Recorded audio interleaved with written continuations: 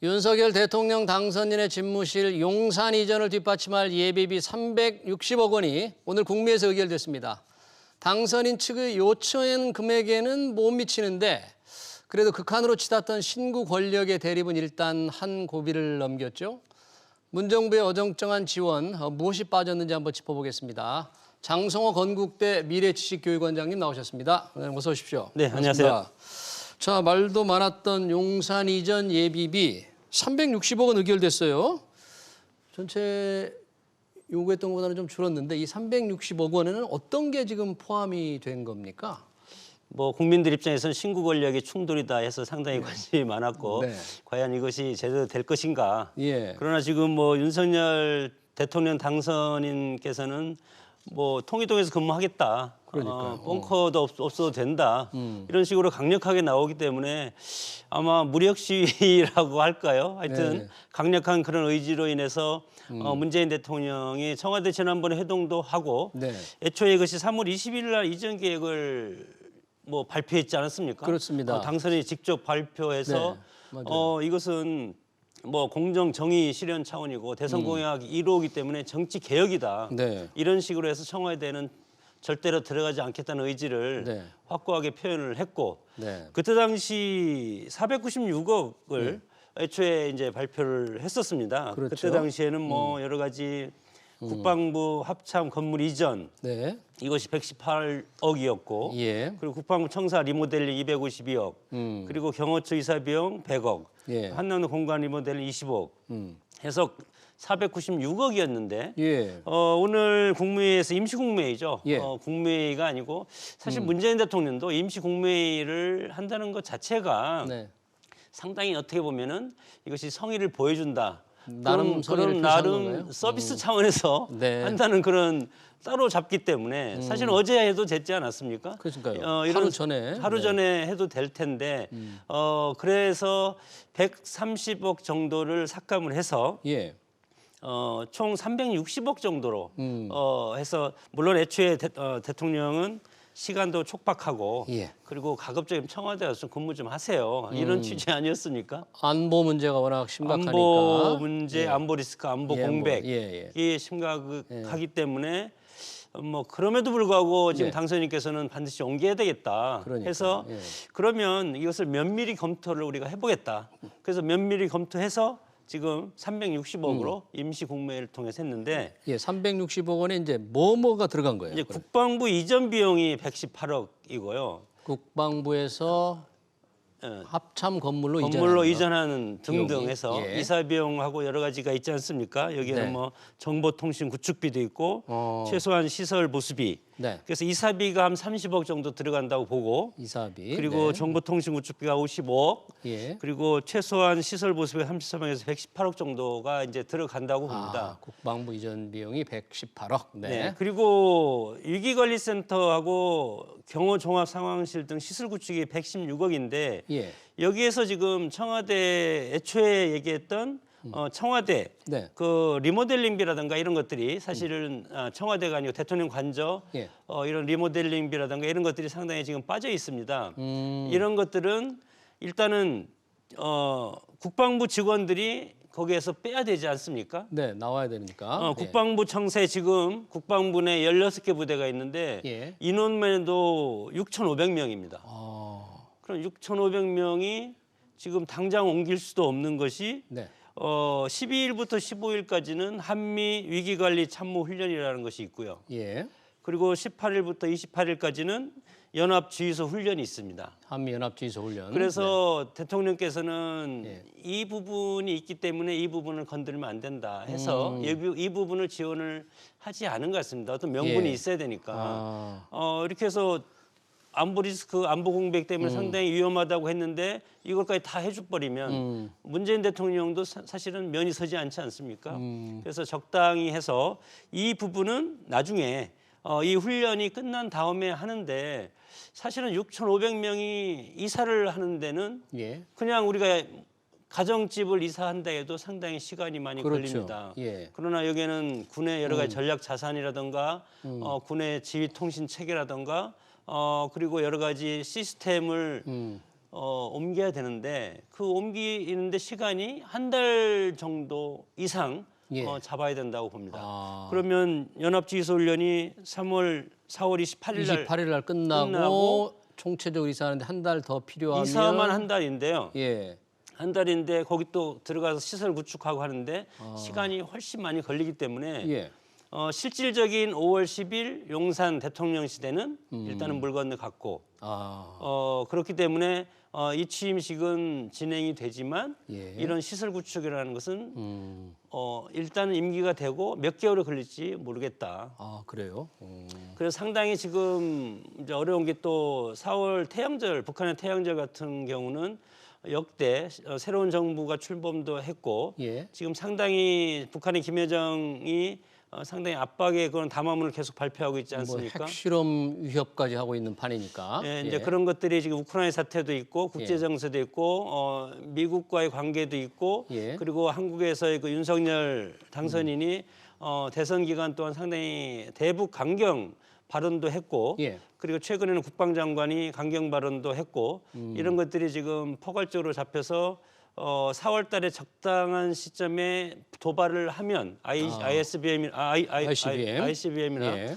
적당한 도발을 하면 한국의 대선 정권 교체 일이 그 즈음이기 때문에 북한으로서는 가장 효과적인 안보 위협을 가할 수 있다고 판단할 수도 있다. 네. 그렇기 때문에 이 와중에 우리가 군사 시설을 지금 옮기고 대통령도 모르겠습니다. 여러 가지 뭐 방탄유리라든가 그런 네. 것도 뭐 해야 될 필요도 있고 지금 대통령 관저도 아직 관저 리모델링비는 나왔지만 네.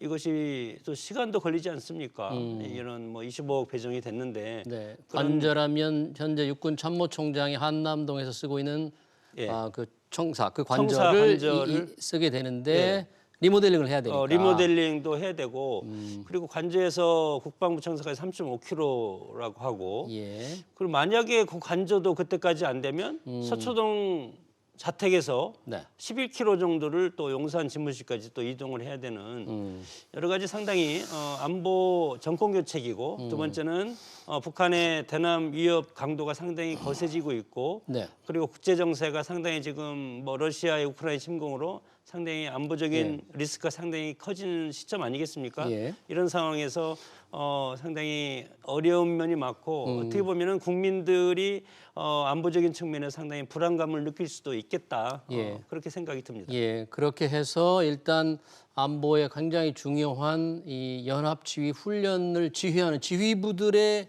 이사는 조금 훈련이 끝난 이후에 하는 거죠. 그러니까 이번에 집무실 대통령의 국방부 집무실 조성하는 예비비에는 안 들어간 거죠, 그 비용은. 네, 그건 대통령으로서는 없으니까. 전략적으로 뺀 겁니다. 아, 그래요. 나중에 자 이렇게 해서 안보적인 리스크가 실질적으로 발생을 했다. 아. 그러면 누가 책임을 도의적인 책임은 문재인 대통령이 허가를 했기 때문에 그래서 집무실 조성 비용을 뺐고 조성 비용은 하지 말고 예. 연합지휘소 훈련이 끝나는 28일부터 안보적인 어떤 훈련 기간이 끝난 다음에 그 기간을 이용해서 다시 시설을 철수하고 네.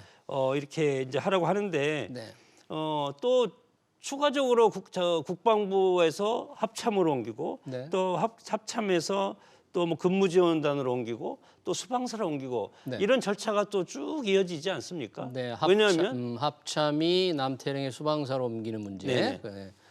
그리고 근무지원단으로 옮기고 네. 또 국방시설본부로도 일부 합창본부 일부는 옮겨야 되는데 연쇄적으로 옮기는 건데 그것이 근본적으로 보면은 용산 국방부 청사에 1층, 2층, 3층을 쓰겠다는 겁니다. 네. 지금 1층은 뭐 기자실을 쓴다는 거죠? 프레스룸하고 네. 프레스룸? 기자실 예. 그것은 뭐 애초에 당선인이 상당히 약속하는 거죠? 약속하고 언론을 배려하는 예. 그런 것을 했고 2층은 여러 가지 비서실이라든가 대변인실 또는 회의실, 대강당 예. 그리고 3층이 대통령 집무실, 3층이 집무실. 이렇게 이제 쓰는데 뭐 벙커 같은 경우는 청와대 벙커도 있지만 청와대는 네. 안 들어가신다고 했으니까 벙커도 청와대를 이용하지는 않을 것 같고 예. 국방부 내에 보면은 네. 합참청사 지하에 B2 문서구가 있습니다. 여기가 지금 연합지휘소 훈련을 하는 장소인데 예. 이것도 4월 28일 이후에나 이것이 이제 비워질 수가 있기 때문에 5월 10일 날 이 벙커를 대통령이 쓸 수는 있습니다. 네. 그래서 여기에서 여러 가지 이제 국가적으로 여러 가지 NSC라든가 예. 이런 것들을 여기서 이제 열 수가 있을 텐데 네. 그러나 대통령의 여러 가지 일정을 보면은 취임하면 여러 가지 뭐 국빈도 대접을 해야 되고 네, 그러니까요. 그런 일이 많을 공간이 텐데. 사실은 지금 없는데 그런 것들은 사실은 청와대 영빈관이라는 게 이런 걸 좀 써야 될 텐데 그런 것도 절대 쓰지 않겠다 이렇게 예. 이제 나올 가능성이 상당히 크다고 봅니다. 말씀 들어보니까 이제 5월 10일 취임하시고 나면 국방부로 바로 못 쓰니까 현재 통이동 인수위 건물로 가실 텐데 네. 아까 육참 총장 공관도 리모델링에 시간이 걸리니까 서초동 자택에서 지금 통이동으로 잠시 출근하는 일이 조금 몇 개월 될 수도 있는 거예요, 그럼? 네. 몇 개월 저는 일단은 지금은 다급하게 인수위 체제라 네. 5월 10일에 맞춰서 다급하게 해보려고 하지만 네. 일단은 5월 10일 용산 시대에는 조금 물 건너가지 않습니까? 바로 출범 바로 못하는 출범은 거죠. 못하니까. 예, 집무실 조성이 안 되니까. 그래서 5월 10일 날 일단 대통령이 취임이 되면 어차피 조금 늦어진 거 이것이 상당 몇 개월 동안 수년될 가능성도 있다고 봅니다. 아, 그래요? 조금 느슨해지지 않겠습니까? 네. 또 여러 가지 할 일도 많고 네. 그런 상황에서 예. 자 그러면 11km 정도를 대통령이 네. 물론 뭐 그것이 어려운 건 아니지만 대통령 그 경호라는 문제가 또 그러니까요. 본인은 뭐 예. 나는 괜찮다 그렇게 할 수 있지만 네. 국가적인 차원에서는 정말 큰 문제 아닙니까? 출퇴근 이런 그런 러시아워를 피해서 다니겠다는 말씀을 하셨지만 그게 네. 뭐 피해서 다닌다고 네, 해도 예. 그러면 그 청와대 근무하는 직원들도 그러면 예. 9 to 6, 예. 그 근무 시간 지켜야 되는데 그러면 대통령이 6시에 나오면 6시에 나와야 됩니다. 네. 그런 것들이 상당히 어렵고 그리고 지금 핸드폰이라든가 여러 가지 전자장비들이 네. 대통령이 지나가는 길목은 그것을 봉쇄하지 않습니까? 네. 그런 상황에서 그런 출근길의 경호 문제라든가 그리고 지금 이제 아파트에 거주하고 있는데 서초동에, 네, 서초동에. 네. 그러면 그 본인 당선인 측에서는 방탄유리를 하지 않겠다 그렇게는 얘기하지만 네. 거기 만약에 방탄유리를 그 집만 한다면 네. 또 다른 집과의 그런 형평성 문제도 네. 있을 것이고 참. 그리고 주변 주민들도 대통령이 여기 근무해서 만약에 공격을 당하면 우리가 피해를 입는다. 그런 어떤 민원도 발생할 가능성도 있지 그러네요. 않겠습니까? 여러 가지 이슈가 그렇기 때문에 있는데. 그 새로운 정부가 출범해서 네. 정말 이 새로운 정부의 칼라에 맞는 정책과 미래 비전을 지금 쫙 펼쳐 나가야 되는데 대통령 집무실 우리가 이게 걱정을 하고 있으니까 이런 것들이 상당히 이제 걱정이 된다 그렇게 말씀을 드리고 뭐 싶습니다. 걱정은 많지만 일단 예비비 1차가 통과가 됐으니까 아까 첫 모두에 말씀하신 신구 권력의 갈등 충돌 이제 뭐 좀 없이 잘 넘어갈 것 같습니까? 인수인계 잘 될 것 같습니까? 인수인계가 뭐 사실은 넘겨주는 쪽에서는 통상 그렇습니다. 네. 넘겨주기 싫고 좋은 네. 건 가르쳐주고 싶지 않고 왜냐하면 권력 교체 아니 정권이 교대되면 예. 그게 가능한데 정권이 교체되지 않았습니까? 그렇죠. 교체되면 지난번 인수에서 뭐라고 했습니까?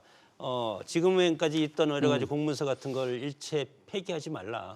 그런 지시를 했다는 건 인수받을 생각도 별로 없는 것 같고 그리고 과거에 했던 여러 가지 문서를 그냥 두면 잘못된 거 있으면 그것에 대해서 문재인 정부의 적폐청산하듯이 예. 우리도 호불호를 가려서 이것에 대해서 가려보겠다.